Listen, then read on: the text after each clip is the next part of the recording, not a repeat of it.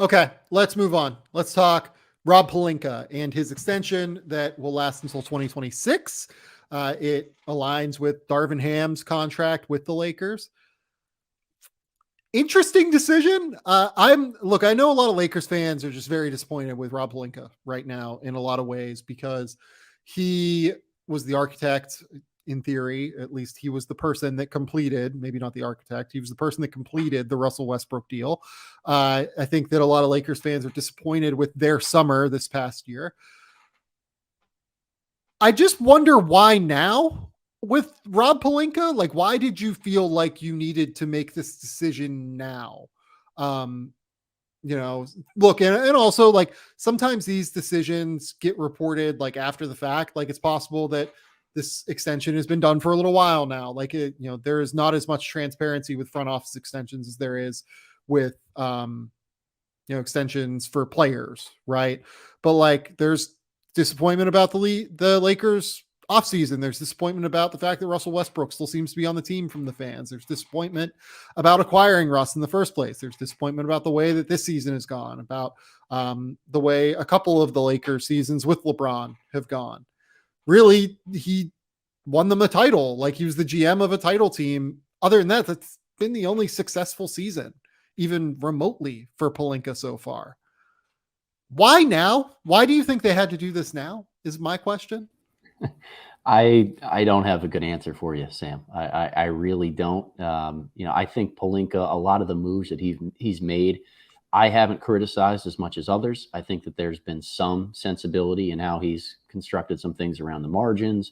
I always think that when you have a superstar-laden team with guys like LeBron James in particular on it, you're probably not 100% calling the shots on personnel decisions, especially when it comes to bigger deals with a guy like Russell Westbrook. It's a lot of, hey, who do you want to play with if we can make this happen?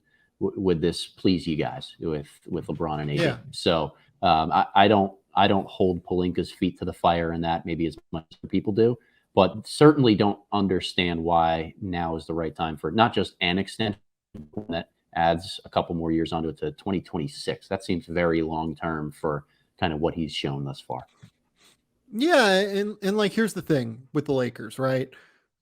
Really just a couple of things. So first and foremost, under Jesse Buss, the team scouting, I think, has actually been pretty good.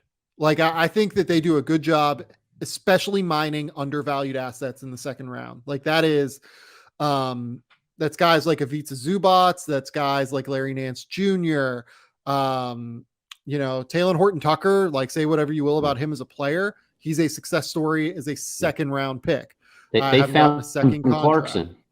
Yeah, they found Jordan Clarkson back in the day too. They found Thomas Bryant. Like, they have mined late first, early second round, mid second round players, arguably as good as any other organization in the NBA. And they haven't really taken advantage of those. And that's not all on Rob. Some of this history goes back before Pelinka got there. But to me, you look at that, the fact that the scouting department has been more successful than the actual front office machinations. You look at the fact that they do still make these like little mistakes, like signing Lonnie Walker Jr. for the full mid-level extension and not using some of that money to get an extra year on a rookie scale contract for Max Christie. That's just like a mistake. Like, there's no reason why you don't want to use a minimum amount of your mid-level exception this year to get Max Christie on a 3-year deal instead of a 2-year deal. Because if Max blows up, you're in the same situation you were with Taylor Horton Tucker, where you have to pay Taylor Horton Tucker a substantial amount of money. Like, and by the way, Austin Reeves, another example of this, where they give Austin Reeves a 2-year deal. Austin Reeves is going to be a free agent after this year. He's probably going to get paid like in not insubstantial amount of money. Like, if he plays well this year, I guess is the way to put that. I just, there are enough warning signs here on the margins, not in terms of talent identification, but also in terms of just like what works for this team, right? Like, surround LeBron with shooting, with playmaking, with rim protection. Like, I don't know if you've seen some of their preseason lineups, but it hasn't been ideal. Like, they've been running out some Damian Jones with LeBron and AD. They've been running out, like, I still have some questions about Austin Reeves as a shooter. Like, if you play like Austin Reeves and Russ at the same time, like, it's a lot of pressure on Austin to be a great catch and shoot player. I hope he can be that. I think he has potential to be that based off of the tape at Wichita State. But, he's been a tangibly different player since he got to Oklahoma, 3 years ago. And then in his first year with the Lakers, than that, he's been more of almost a point guard in that time. And I think he can run some point for this team. I don't really like the Dennis Schroeder signing all that much. I look at all of the moves that are front office, like general manager facing moves with the Lakers, and I'm like, I don't know if I like that. I got some questions about this. I got some questions about that. I don't know. I got some questions on why you felt like you had to do this now. Yeah. And look, my big thing with the Lakers, and it's probably something that I beat like a dead horse, is as LeBron has aged and as we've seen Anthony Davis be his most successful, those two guys need to be playing more of the 4 and the 5 together instead of the 3 and the 4.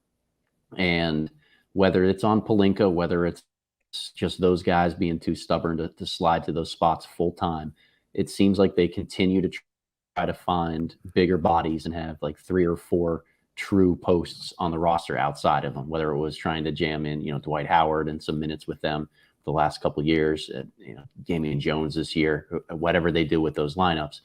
Virtually impossible to do when you have Russ at the 1 from a spacing perspective.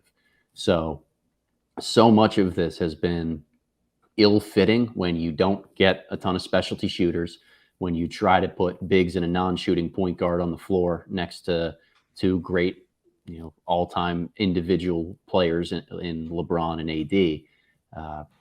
It's a strange fit, but apparently one that the Buss family felt worth rewarding. Yeah, that's interesting.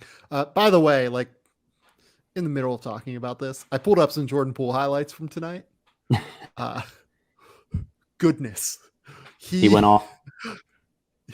He is not fucking joking around right now. He hit like a inside out dribble into like a behind the back move into like a same foot floater. He threw like a ridiculous wild pass. He's like running all sorts of ball screens with James Wiseman. Ooh, if there's ever a time that a coach can't tell you to change the style of play that you have in the middle of a game, this is probably it. So, you know what? Good for him, buddy. Jordan Poole is showing out right now. This is and some of these highlights I think are like from an hour ago. I just pulled them up. But my goodness, Jordan, go. Take that long leash. Okay. I don't know that I need to keep harping on the Lakers thing. It's just a weird choice to me. And like, look, he just orchestrated, and look, I don't know that this was LeBron. This could have been a LeBron decision. This could have been, a LeBron team decision and a like Lakers Pelinka decision to bring in Russell Westbrook.